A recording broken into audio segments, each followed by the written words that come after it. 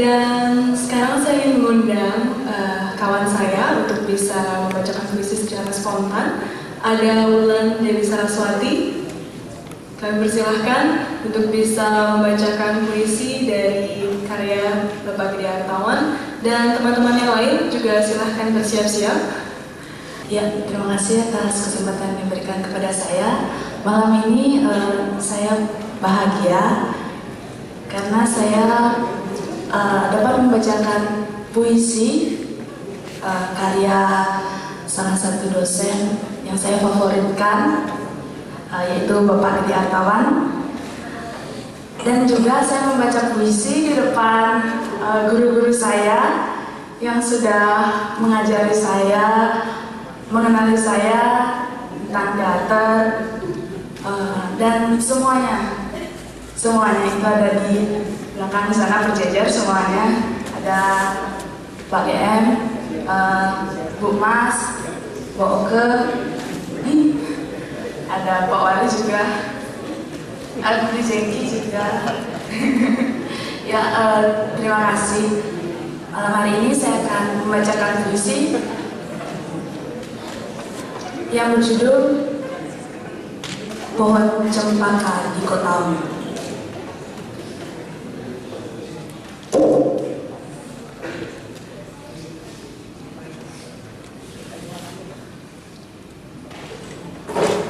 Pohon cempaka di sudut kotamu adalah pagi yang bertuliskan kenangan tentang berbagai percakapan musim, tempat kanak-kanak bergelantungan memetik pohon hayat. Dari nafas jiwani, tempat teduh ayah bertutur, tempat musim meruat urat dedaunan, dan kelopak bunga cempaka yang bertuliskan embun. Juga tempat kemauan musim derita, bersenjingkat menyisir sisa mentari di pelantaran tanah, di belahan sawah yang mulai terusir. Jika pohon itu sudah tak ada lagi tempatku menumpahkan kesedihan, padahal telah direnda gerak selusin tali dari ranting-rantingnya untuk mengisahkan cerita lukaku. Padahal telah pula ditebar wangi dari bunganya di atas langit kotamu yang selalu menebar bau amis sampah dari jiwa yang koyak. Gerak pohonnya serupa berjuta liukan angin yang mengisyaratkan gairah pada kotamu. Kini pohon itu kurindukan dalam baris senjaku, sebab setiap kali hirup pikuk kotamu menyisakan jerit berkepanjangan dari gang-gang becek sampai hilir yang kehilangan pasir. Aku mendambakan rindamu menuju sampai di hati. Terima kasih.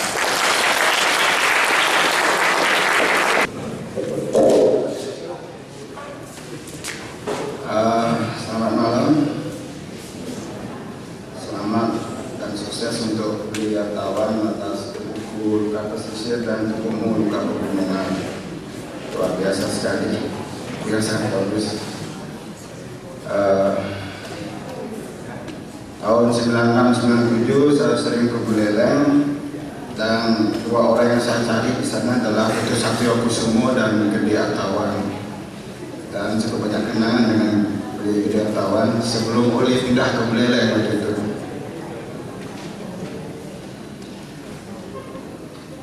Mencatat keluh ibu.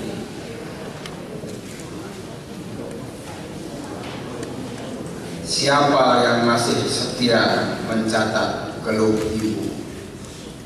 Di setiap gemerlap pesta ulang tahun, di tepian kesadaran tentang perjumpaan tawa dan tangis, di penghujung ruang persalinan, tergamangkan gemetar mencatat hari lahir. Karena esok perhelatan musim akan digelar, dan riuh hidup akan mengumpulkan berjuta-juta jerit. Karena pagelaran pentas agung akan digelar di panggung samsara, dan kita akan menembangkan serpihan-serpihan irama karma dengan tarian sebesarnya. Perjalanan harus dimulai seperti buah menyerahkan rasa. Mendung yang bergumpal menyerahkan gerimis bagi tanah yang koyak kemarau. Dan kita menyerahkan kehendak bagi alir takdir yang tergurat menjadi semacam tulisan tak terbaca di dahi. Engkaukah dengan segala kasih menyuratnya menjadi gairah sepanjang masa, seluas semesta, sedalam kata. Telah lama bertukar dalam diri, menepikan keinginan, mempertajam bakti dan kedalaman rasa, berserah luka pada masa-masa yang kau bentangkan bagi keinginan melintasi hari-hari derita. Lalu apa gunanya merenung jika kita tak bertabik pada ibu dan berikhtiar membayar segala hutang yang tak mungkin bisa lunas terbayarkan padanya, sebab nikmat air susunya adalah samudra raya bagi kedalaman jiwa yang berlayar dari pulau ke pulau mencari kesejatian.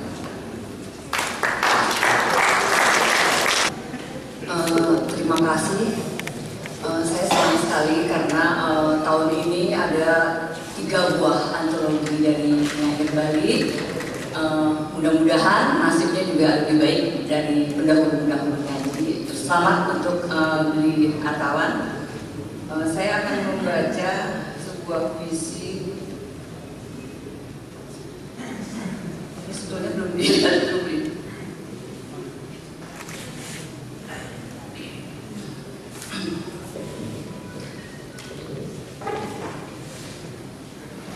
Nyanyian untuk kekasih.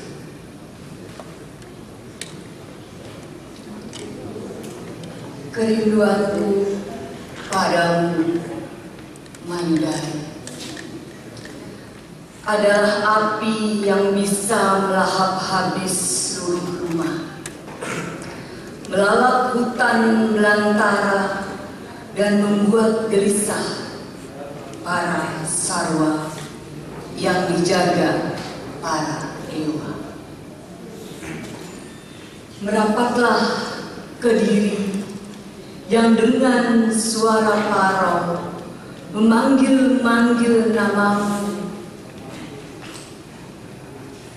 Jangan torehkan luka dan dusta. Aku tak ingin langit terbakar. Jika terbakar, tak lagi ada yang lala terbentang. Tempat anak tetangga menonton para bidadari turun ke telaga bening. Terima kasih.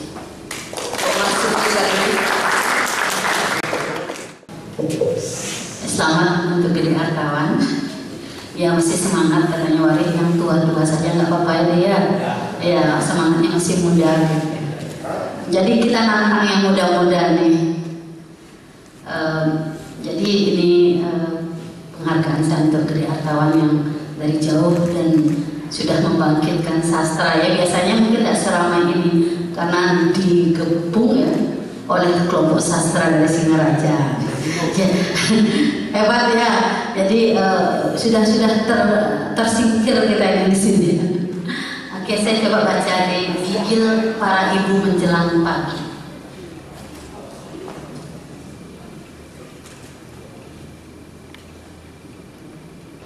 Dalam meriuh seduh pasar anyar menjelang pagi,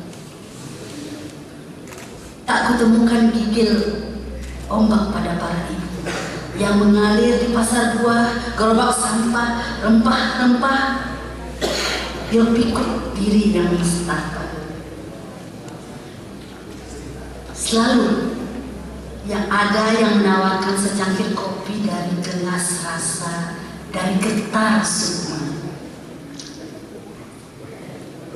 Tapi mengapa tak ada yang menyongsong para lelaki yang dikalahkan waktu setelah melintang garis malam, menjelajah kewaria di sela deru musik ingat-ingat napas para perempuan lain yang melekat di bibir gelas, tumbuh berbuih bir dan birahi perhelatan keperkasaan para lelaki. Padahal pagelaran pagi menyajikan apa saja untuk setiap yang mencari, dari di antara riuh gelisah, di antara riuh semangat, untuk selalu bertahan di lintasan garis kekalahan sepanjang hari. Terima kasih.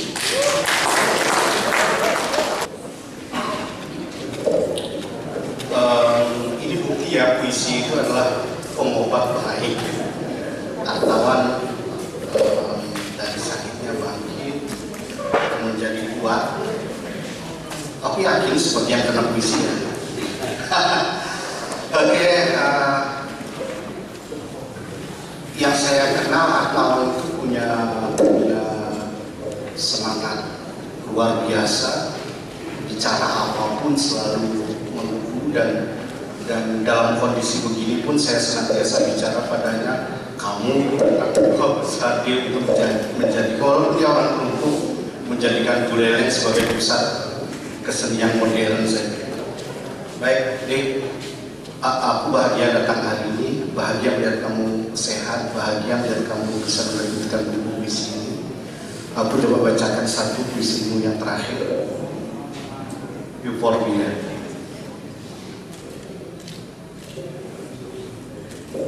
Tak tahu kenapa pohon di halaman rumahku kehilangan duri. Bunganya pun ditinggal warnanya.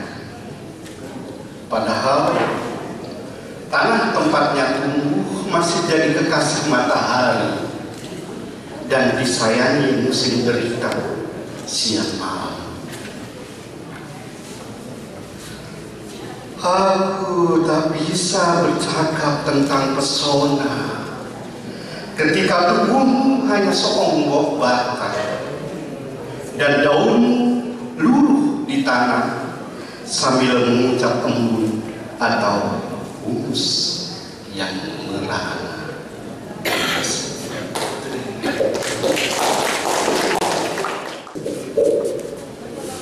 Teman-teman sekalian, buku Artawan baru sore ini saya terima, jadi saya belum sempat mempelajari. Saya akan membaca saja sesuatu yang saya ingat. Boleh ya? Sorry Bung Artawan, tapi saya suka menerbitkan. Saya pun merasa menjadi sehat setelah saya menulis, seperti menulis itu adalah bagian dari terapi saya. Oke.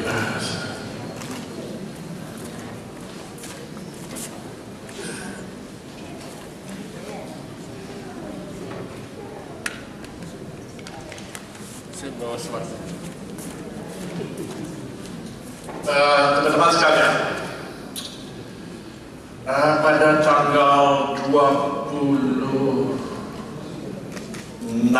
Juli 1922, seorang penyair Indonesia yang sudah kita tahu semua berinisial CHA, lahiran Medan, yang meninggal di Jakarta 28 April 1949, yang kemudian dinobatkan menjadi pelopor angkatan 45, yang di dalam pola pergaulannya dia tidak cuma bergaul dengan seniman budaya, tetapi juga dengan pemimpin bangsa. So pada tahun 1948, Hairil menulis satu sajak berjudul Persetujuan dengan Bung Karno. Ingat itu ya? Saya masih berkaitan dengan Hari Sumpah Pemuda. Berkeberatan tidak kalau saya dan saudara saya minta untuk berdiri sejenak? Oke? Baik.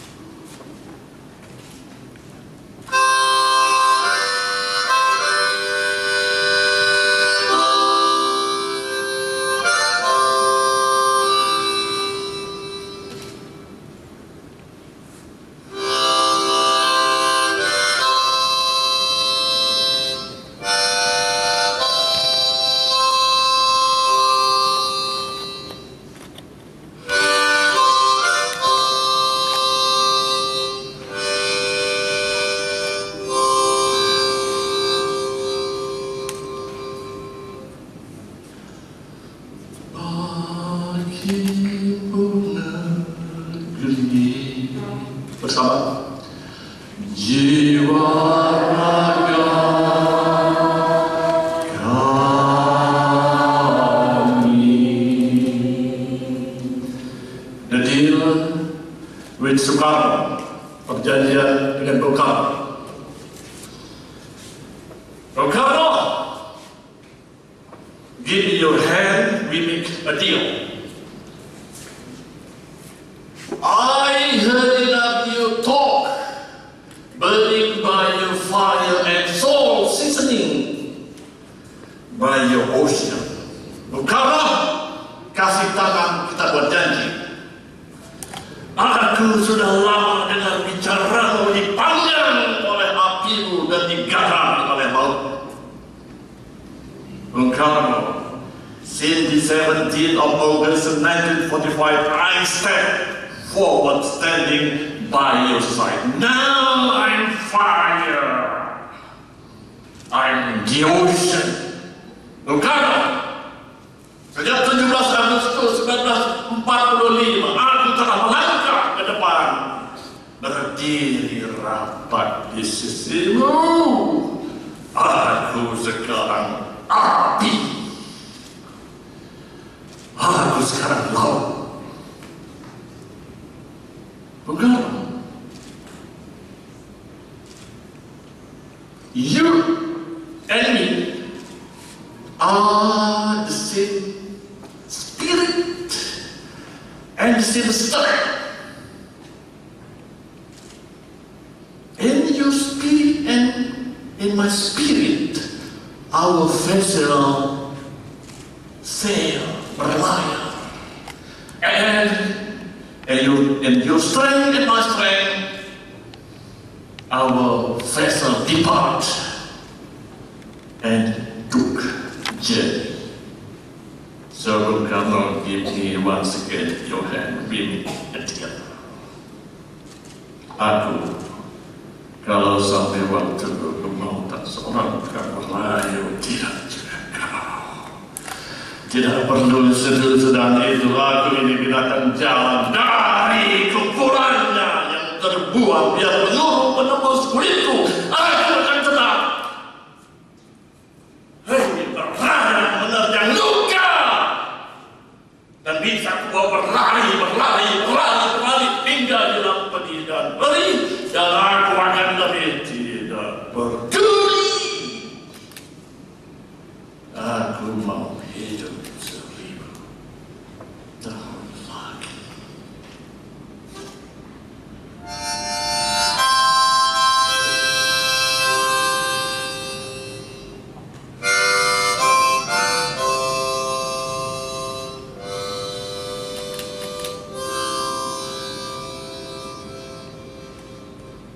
Terima kasih.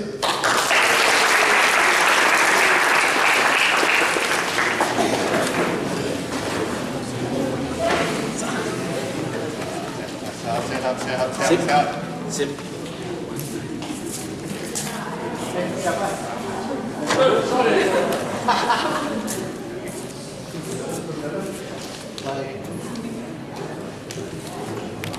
Saya punya sahabat dari Kelungkung. Saya mengagumi beliau. Saya jumpa bulan lalu dengan beliau. Silakan Bapak, mohon.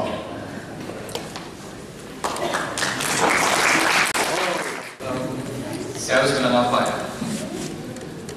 Malam ini benar-benar sebuah malam yang sangat berbahagia buat saya, karena bertemu dengan Lydia Artawan, penulis puisi yang dari dulu saya baca beberapa karyanya.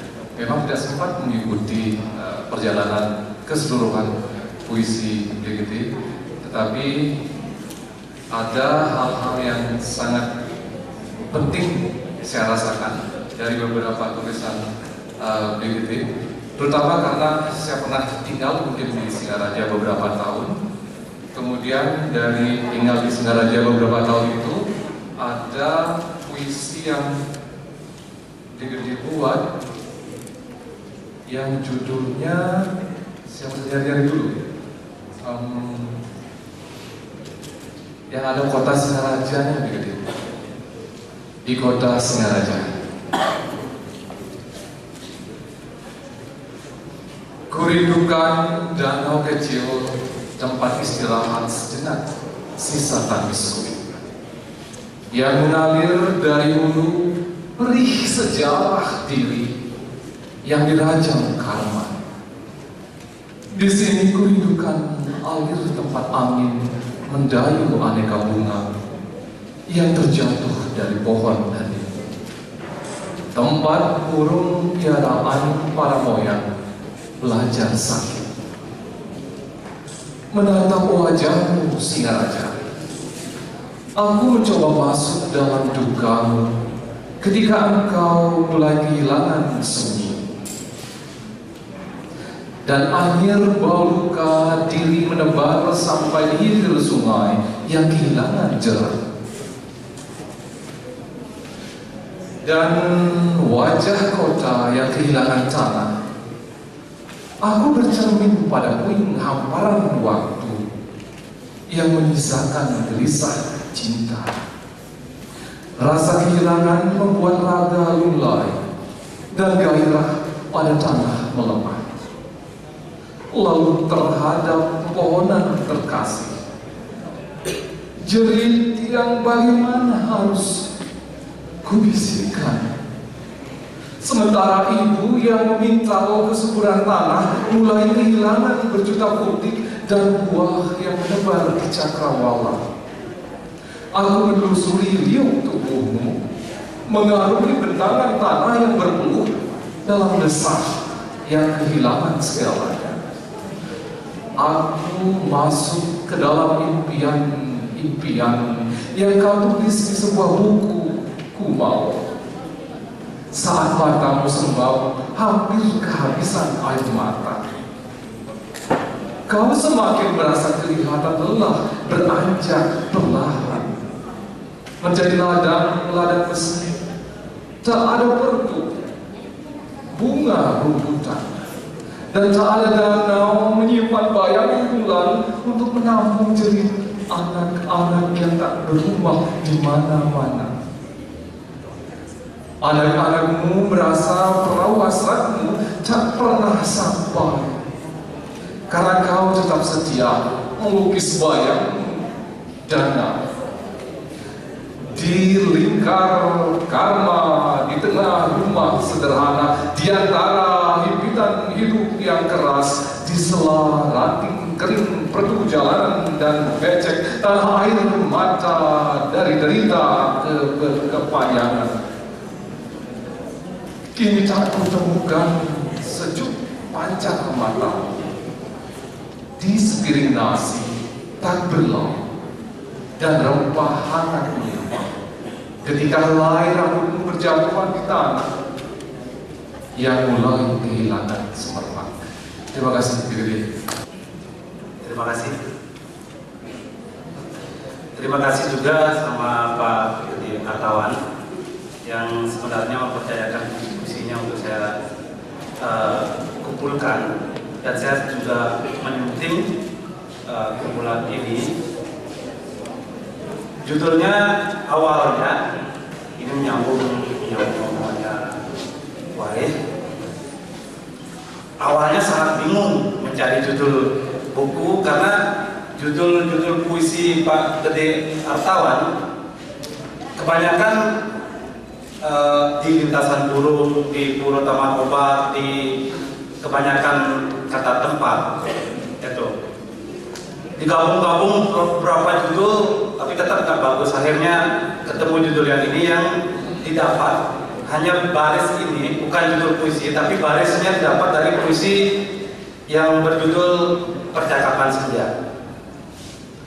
Saya baca puisi itu. Percakapan Senja. Bagaimana harus kukatakan padamu saat kau menyodorkan luka sejarah di atas sepiring senja, dengan tubuh yang luka dan wajah pecah di cermin. Matamu sebuah bola lampu pijar setengah padam, sisa bayangan danau kering ditimbang tak terjamah. Ketika kedua tanganmu menjulur di telapaknya, tak kutemukan guratan mawar dan kelebatan burung-burung pantai. Aku tak lagi bisa berkaca di tubuhmu, karena tubuhku luka pesisir, tubuhmu luka pegunungan. Menjadi bagian luka sejarah bertebaran merata di pasir, di setiap ceruk, di kedalaman hati. Terima kasih. Saya juga tidak memanggil Arif B. Prasetyo yang endorsement-nya ada di kulit putih. Arif. Selamat malam. Selamat saya sampaikan Pak di atas penerbitan buku puisinya. Karena di halaman belakang bukunya Pak Gede itu saya menulis endorsement dan di situ ditulis kritikus sastra, jadi saya mau mengkritik saja. Pertama saya mau mengkritik filmnya Putu Satria,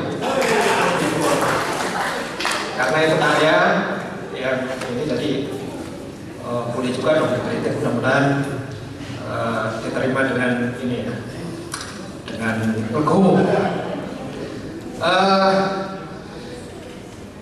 Saya terus terang agak terganggu dengan filmnya Putu Satria itu tadi. Kenapa? Karena itu adalah upaya untuk melakukan semacam tafsir terhadap puisi. Saya pahami begitu kan, dalam hal ini puisinya Pak Artawan.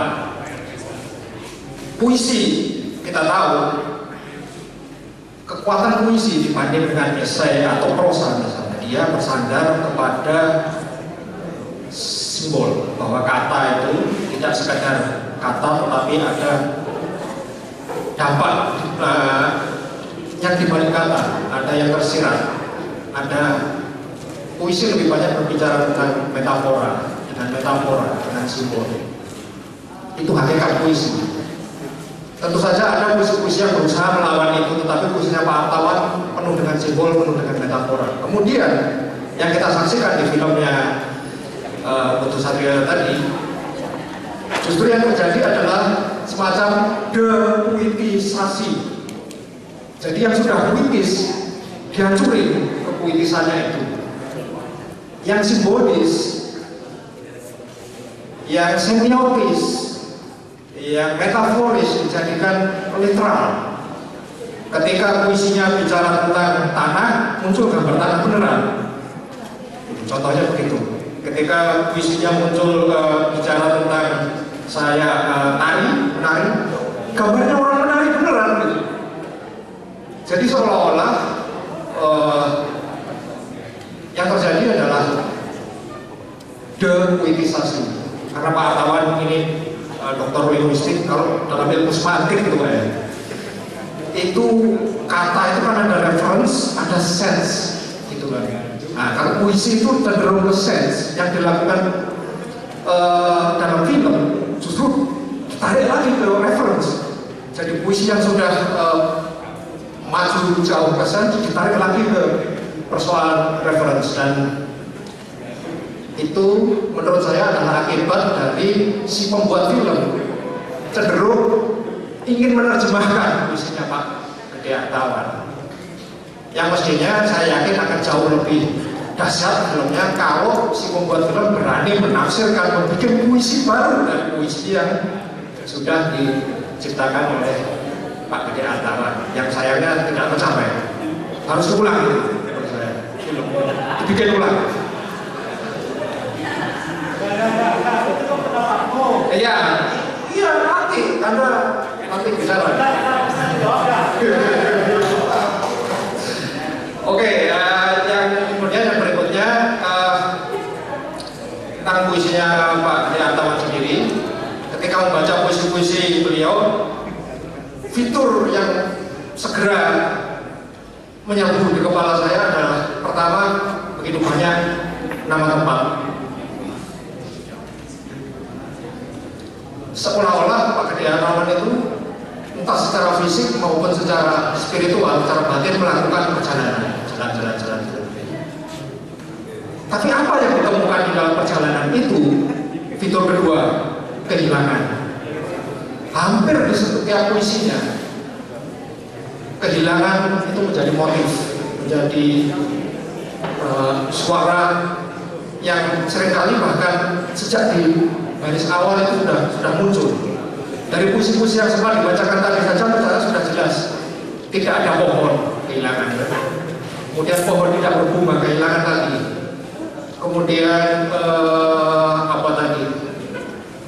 Siapa lagi yang akan mencatat keluh kesah, keluh ibu misalnya? Pertanyaan seperti itu muncul kan karena jawabannya sudah jelas, tidak ada lagi yang mencatat. Kenapa tidak ada? Karena kehilangan. Kemudian pergi ke pinggir pantai, tak ketemukan gigil perempuan. Kemudian kota Singaraja yang kehilangan sunyi, hampir jadi motif utama gitu, kehilangan. Kemudian ketika menemukan kehilangan itu, di saat mana-mana menemukan kehilangan, maka bagi seorang yang terus-menerus merasakan kehilangan, maka bagaimana caranya supaya tidak gila? Karena kehilangan itu demikian parahnya, maka satu-satunya jalan kehilangan itu harus sublimasi. Karena kalau tidak gila. Nah, sublimasi yang dilakukan, dan ini tipikal penyair lirik, terutama penyair lirik Indonesia, yaitu dengan mensublimasikannya menjadi sunyi. Dan Itu yang dilakukan oleh Pak Gede Artawan. Pertanyaan saya pada Pak Gede adalah, Anda itu kehilangan apa sebenarnya dalam hidup Anda itu sehingga puisi Anda itu penuh dengan gambar kehilangan itu? Kehilangan apa Anda sebenarnya? Kalau mungkin boleh dibagi sedikit saja yang kurang, yang tidak terlalu rahasia. Karena saya penasaran Pak Ustaz. Kemudian yang kedua juga ke Pak Gede. Saya yakin sebagai penyair diksi itu sangat penting. Nah, saya ingin tahu cara berpikirnya Pak Gede Artawan sebagai penyair dalam memilih diksi. Tadi yang difilmkan tadi judulnya puisinya Estuari Tanah. Kenapa Pak Gede memakai kata estuari? Kok tidak muara atau muara aja? Kok pilih kata estuari yang saya lihat dari segi bunyi juga enggak, dari segi apa? Kenapa harus kata estuari? Kenapa enggak muara tanah atau muara tanah? Karena ada unsur pertanyaan itu Pak, maka berikutnya saya serahkan pada Pak Gede Artawan. Selanjutnya Pak Gede yang pilih, teman-teman. Terima kasih. Seharusnya ketika disodorkan puisi Estuari Tanah, saya tidak berusaha untuk, saya tahu bahwa itu, tapi tanah bagi saya sesuatu yang luar biasa sekali, dan saya tidak menampilkan tanah toh. Tanah itu setiap orang mempunyai pengalaman yang berbeda. Orang melihat tanah bukan karena diucapkan tanah lalu kita tampilkan bunga atau gambar-gambar abstrak. Tanah, saya dari dulu sesuatu saya lakukan dengan tanah, cepat tanah, lalu kemarin kemurukan itu juga. Saya melihat begitu Indonesia itu gersang seperti tanah yang saya tampilkan itu. Begitu saya melihat, saya enak sekali ini saya mainkan itu. Jadi bukan apa ya, tetapi ini bukan pembelaan, tapi saya ingin menjelaskan bahwa itulah proses saya. Lalu saya suka membuat film dokumenter. Jadi saya tidak berusaha untuk menyajikan sesuatu yang abstrak untuk memunculkan puisi itu, tapi saya menyajikan fakta-fakta yang saya alami, yang saya rasakan senada dengan puisinya, memperkuat puisinya. Saya lihat tanah, mungkin orang lain lihat tanah itu untuk membangun rumah, tapi bagi saya tanah ada kepedihan, ada ribuan orang dikubur tanpa diupacarai, tanpa dihormati, dan tanpa kita tahu. Misalnya dalam kata sejarah, kita pernah mengalami sejarah kelam, itu kan ada puisi itu. Saya melihat seperti itu. Mungkin orang lain yang normal-normal itu, mungkin tak ada itu, tapi saya melihat itu. Film adalah sesuatu yang subjektif bagi saya, baik dari segi pengungkapannya, pengambilan gambarnya, dan bahasanya. Kalau disuruh ulang, saya ulang memang, tapi kalau semakin banyak saya menyampaikan dalam dokumenter yang terkait dengan tanah, ya kira-kira menurut saya pas sebagai seorang subjektif film, bukan mengikuti orang lain, cocok untuk sepadan dengan Estuari Tanahnya Gede Artawan. Jadi saya suka sekali ini. Sebenarnya saya masih akan membuat lagi kalau saya mendapatkan dokumenter. Dokumenter itu berdasarkan fakta. Jadi lebih banyak saya mendapatkan fakta di sana. Saya lewat ada orang begitu enaknya membuat perumahan, dan wah ini enaknya. Oke, saya ngajak orang, saya tanya nari-nari dikit sana. Terus saya ingin lihat diri saya, tapi ada tanah, ada traktor, ada juga peristiwa reklamasi itu. Saya kira itu dokumenter yang saya pengampungan. Nah, itu pendekatan saya. Mungkin ada orang buat video art seperti Krisnamurti, orang Sirpa, mungkin bisa ayat diapakan untuk itu nggak apa. Saya nggak ikut pola itu. Saya ikut pola dokumenternya ini. Nah, mungkin bisa dilihat dari sudut itu, bukan sekedar orang nari. Itu bukan nari biasa. Menari di atas traktor itu punya simbolik itu. Di atas traktor yang menyampaikan sesuatu itu simbolik. Orang diurut bukan sekedar nari, orang nari di muka itu. Kenapa saya milih tarian itu? Itu pengalaman saya. Saya terlibat dan saya merasakan setiap saya melihat objek. Saya melihat aqua, bukan sekedar aqua untuk diminum. Saya melihat ada tenaga kerja di sana, ada orang yang enak-enak dan ada yang tenaga kerja murah. Mungkin itu pandangan saya. Maka ketika ada apa, mungkin saya ambil itu aqua. Itu. Dan tentu akan banyak lagi kalau misalnya seperti misalnya Sita Mahabharata. Dimainkan macam belum lain, dimainkan lain, akan lain-lain semuanya. Tentu sebuah alih puisi, alih karya sastra, seperti saya melakukan dengan Subrani Gersbali. Ketika Bung Ramida memainkannya itu, dia memainkan dengan cara biasa, tapi karena saya punya pengalaman lain, maka saya memainkan dengan cara lain. Dan setiap ini kan alih puisi, alih apa? Alih media dari sastra istilah sedikit kidungan. Seperti tadi kan kekidungannya sudah di berbahasa Indonesia satu, saya suruh sebaliknya mubasir sebenarnya. Tapi itu pilihannya tuh. Ya, terima kasih.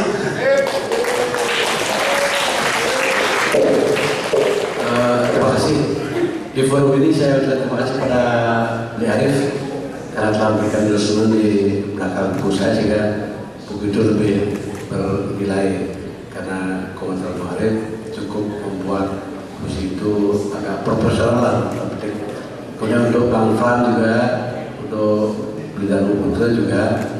Nah, menjawab pertanyaan Bli Arif sebenarnya rahasia perusahaan, tapi berbagi sedikit untuk sebuah pertanggungjawaban apa-apa.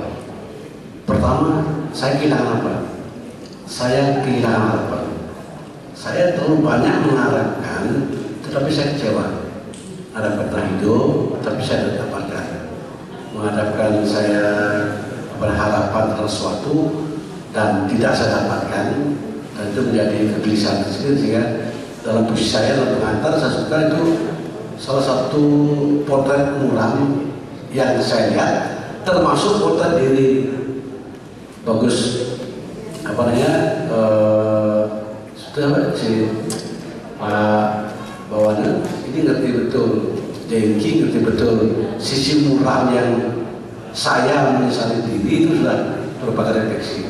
Saya lebih banyak mengungkapkan ketika saya menempuh ini lagi pribadi, menempuh jabatan, menempuh gelar yang lebih tinggi, sampai pernah mengatakan kuliah sampai S3 dari doktor, nanti setelah doktor baru ngomong sastra dengan saya. Setelah saya doktor bukan apa-apa, ada bedanya dengan teman-teman S1 dengan yang untuk tidak pun. Saya belajar hidup itu ya tidak di akademik, tapi mata mungkin sehingga itulah yang saya rasakan kehilangan. Jadi saya tidak bisa berjamin diri sendiri, sehingga proses perjalanan saya sampai saat itu penuh dengan hiruk-pikuk, dan itu saya sadari. Dan sakit ini pun adalah nikmat untuk memberikan peringatan tentang hidup saya yang kacau balau, sehingga saya terus merasa kehilangan. Nah, yang kedua, histori hitam. Ini sebenarnya dendam politik ini. Kalau saya ramah, saya agak terganggu dengan situasi di luar hidup saya dalam politik. Bung Abu mungkin sering MP saya sering status atau sering ngamuk-ngamuk soal politik. Chandra yang sekarang bahwa itu ketahui, yang sekarang di sel itu kawan akrab saya sekaligus musuh saya. Saya menggunakan restuari saya karena saya merasa terganggu ketika saya bikin visi misinya Chandra untuk pertama dan dibayar 5 juta. Itu ternyata tidak ada apa-apanya. Histori dam Gunakse mau dibuat semacam histori dam. Di sana ada semacam danau buatan, ada semacam hotel kecil, ada di daun ulang menjadi air mineral. Ternyata bukan histori dam, malah Chandra sendiri nyaplok pada Gunakse.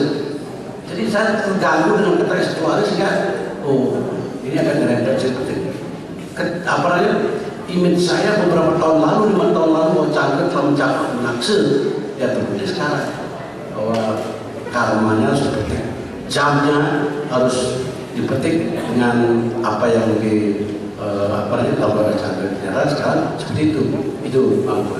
Jadi sehingga mungkin dari sini ya, tapi kalau saya eksploitan, tapi ada eksploitasi besar-besaran. Tanah juga bukan tanah-tanah fisikal, tapi juga kepercayaan masyarakat umum. Yang satu lagi yang mengusik saya juga di Kelungkung ada namanya tabu memade-made. Ini sering saya bicarakan dengan Chandra. Saya bukan mengungkap kejelekan beliau, sudah berani memasang puri cempaka untuk rumah pondok gubuknya dia. Padahal puri di Kelungkung cukup sakral. Kalau Jakarta bisa lah, Chandra berani ini juga memade-made. Artinya ya jelata mau menjadi raja kecil dengan bukan dia tidak boleh, tapi perilaku dan rentetan itu sudah menunjukkan bahwa dia tidak. Ini yang perubahan paradigma cara berpikir perilaku yang membuat. Nah itu sebagai satu kesaksian saya terganggu itu menjadi ya kehilangan saya juga harapan di mana tanah kalau saya seperti itu berfisikal maupun simbolik diperlakukan begitu oleh oknum pribadi, sehingga itu akan mengganggu proses hidup saya, sehingga dalam menulis histori tanah menjadi histori tanah saya hitam. Itu di 5 tahun yang lalu di Bali Pos oleh Umbu sebelum saya. Nah itu, jadi sekali lagi saya kritis bukan Arif, saya terima kasih karena akan memperkaya dalam proses selanjutnya, memilih diksi, ada kesadaran semantik supaya ada musikalitas supaya bisa diterima. Ini sebuah proses, jadi saya akan menggunakan momen ini untuk melangkah lebih lanjut, termasuk pelan-pelan meminimalis rasa kehilangan. Tapi sekarang saya sudah mulai bahwa apapun ini supaya hilang. Jadi saya kehilangan tapi saya menemukan. Saya sakit tapi saya sehat. Di Oktober momen saya diberi sakit, Oktober momen saya diberi sehat. Malam inilah multivitamin bagi saya yang membuat sehat secara fisik. Terima kasih Pak rekan kerja Taman. Saya ingin mengucapkan selamat kepada BD atas terbitnya kumpulan puisi ini. BD ini teman akrab dan itu bersahabat seperti kepompong, bahkan seperti kelentongan. Ya. Jadi apa yang dibaca oleh teman-teman penyair tadi tentang puisi Gede itu membuat saya mendapat bayangan banyak, karena saya sendiri belum membaca bukunya. Saya baru membaca dan beberapa penafsiran dari rekan-rekan tadi itu menjadi pengayaan bagi kita bahwasanya puisi bisa menjadi apa saja, memberikan kesempatan bagi panggung-panggung baru di puisi ini. Saya kiranya itu yang saya ingin sampaikan kepada Billy. Terima kasih jauh-jauh dari Denpasar, dari Singaraja, dari Pasar, juga rekan-rekan teman-teman Singaraja yang datang ke sini. Terima kasih. Maaf Pak Gede, kawan Indonesia yang paling pendek tapi hadir. Gudung-gudung diri yang lama mengeram perih waktu, selalu menyimpan cerita lain bagi melengkung cahaya. Di katulistiwa yang membentang, di ladang terlunta, di diri yang tak lagi suka menyapa. Siapa yang setia mengicaukan cerita di sepi tidur yang ditinggal malam, di suara resah lanting. Terima kasih. Ya, terima kasih atas waktu yang diberikan pada saya. Mas Abu, mohon maaf. Yes. Saya begitu lancang berdiri di hadapan Mas Abu. Begitu lancang saya berdiri di hadapan Mas Abu. Orang yang saya hormati. Ya. Sahabat saya, sulit sekali saya mengatakan Gede Artawan karena kesehariannya saya sebut sahabat itu dengan Mekeli Gede. Ya, saya sebenarnya ingin membacakan saja Mekeli Gede ini, tetapi karena keterbatasan mata saya,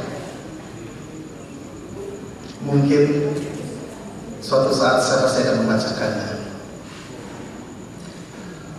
Paling tidak hari ini saya bangga sekali dapat bertemu dengan sahabat lama saya. Mengapa saya katakan beliau sebagai sahabat lama saya? Karena ketika saya kuliah di Singaraja, beliau adalah kakak kelas saya. Beliau sudah hampir mencapai sarjana tua karena sudah menjadi asisten dosen pada waktu itu. Sementara saya baru menginjakkan kaki di semester 1 diploma.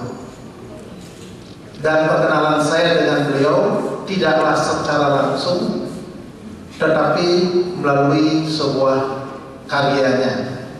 Kalau beliau ingat, pasti akan terkejut bahwa dalam satu karyanya beliau membuat sebuah lukisan kepala manusia dengan rambutnya yang sedemikian rupa dari untaian kata. Jadi tipografi puisi yang dibuat Pak Gede Artawan yang ditempel di majalah dinding kampus dengan salah seorang yang saya akrabi sampai sekarang, barangkali Mas Warid masih ingat, Mas Agus Keribu. Itulah angkatan Gede Artawan ini. Dan setelah saya telusuri, ternyata di bawah gambar dengan kata-kata itu ada tertera nama Gede Artawan. Dan itulah perkenalan saya dengan beliau. Dalam perkembangan berikut, komunikasi kami melalui media dalam bentuk publikasi saja. Memang beliau lebih awal muncul di Bali Pos dan saya mengikutinya, tentu dengan diam-diam. Dan terakhir sekarang ini beliau sudah mampu mengumpulkan karya-karya tahun 80 sampai 2014. Saya kagum, saya bangga, dan tentu saya mengucapkan selamat kepada Gede atas terbitnya antologi tunggal ini. Dan saya juga jadi cemburu, sekaligus juga penasaran kapan saya bisa mempunyai buku seperti itu. Barangkali Mas Warid nanti bisa membantu. Jadi sebagai penutup, saya mempunyai sebuah pernyataan untuk sahabat saya yang sekarang sudah menjadi dosen, tetapi tidak meninggalkan dunia puisi. Puisi tak memberiku makan,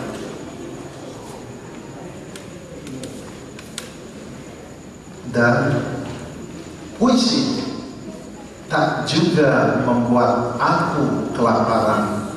Terima kasih. Ya, terima kasih atas sambutan kepada saya. Saya juga ingin mengucapkan terima kasih kepada Pak Gede Artawan karena telah mengundang saya dalam acara ini. Kemudian saya ucapkan selamat kepada Pak Gede Artawan atas peluncuran kumpulan puisinya yang berjudul Tubuhku Luka Pesisir dan Tubuhmu Luka Pegunungan. Saya akan membacakan satu buah puisi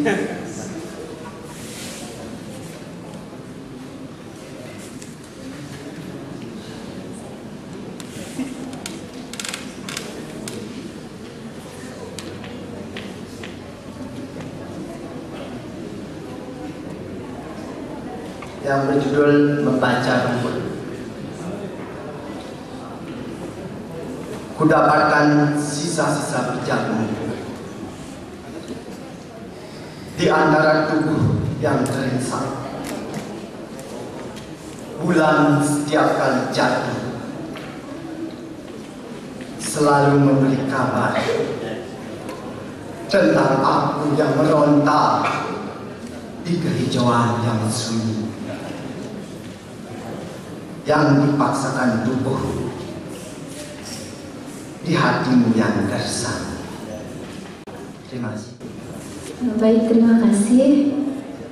Pertama-tama saya ucapkan selamat kepada Bapak Gede Artawan atas peluncuran buku kumpulan puisi yang berjudul Tubuhku Luka Pesisir, Tubuhmu Luka Pegunungan. Setelah saya membaca buku ini, saya tertarik dengan salah satu puisi yang berjudul Mendengarkan Air. Dan pada kesempatan kali ini saya akan membacakan puisi ini, dan sebelumnya mohon maaf jika pembacaan puisi saya kurang menarik dan kurang baik. Mendengarkan Air, karya Gede Artawan. Air tak pernah menyimpan keluh kesah. Tetesnya amat perlahan menelusup di antara ritme doa dan segukan tangis. Tetesnya amat perlahan menembus dinding keluh kesah, mengikuti perjalanan sepanjang hari.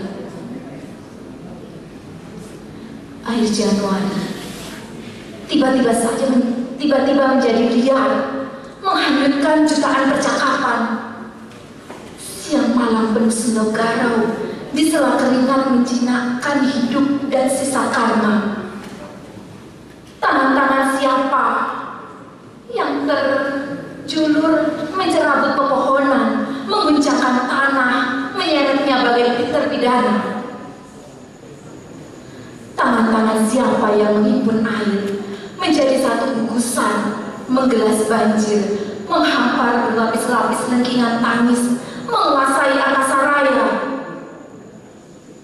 Rumah para kerabat dicabik-cabik, dicelupkannya dalam keterpanaan dan rasa gagal menghirup teh pagi. Menghirup teh pagi hari atau secangkir kopi berbumbu luka. Rasa gagal membaca tanda apa gerangan ini.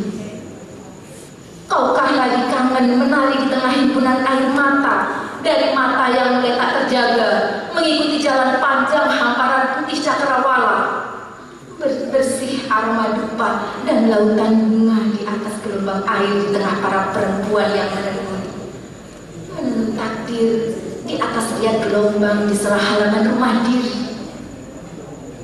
Air tak pernah berhasrat mengalirkannya ke sungai-sungai ke ujung fana.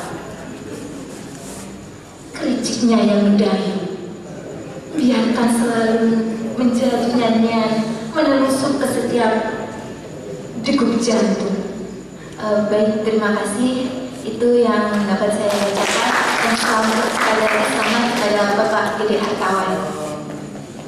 Dan sebelum menutup acara malam hari ini, saya ingin mengutip satu pernyataan dari seorang penyair Rusia yang menyatakan bahwa biografi seorang penyair adalah puisinya, yang lain hanya catatan kaki saja.